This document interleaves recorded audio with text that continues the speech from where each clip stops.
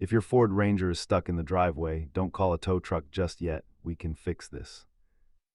Statistically, nearly half of all no-start issues on these trucks come down to a simple battery or terminal failure.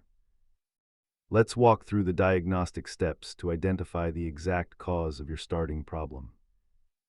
Always start with safety and the basics, like checking your battery terminals and that famous Ford inertia switch. If the battery is strong but nothing happens, your ignition switch or PATS security system might be the culprit. When the engine cranks but won't fire, you're likely looking at a fuel delivery issue or a bad crank sensor. Many of these fixes are free and take minutes, while others, like the fuel pump, require a shop. As you can see, the cost varies wildly depending on whether it's a simple relay or a deep tank fuel pump.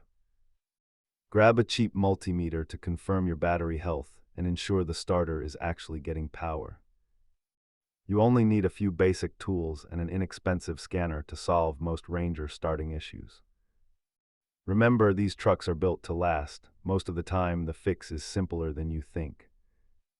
Check those terminals and the inertia switch first, and you'll be back on the road in no time.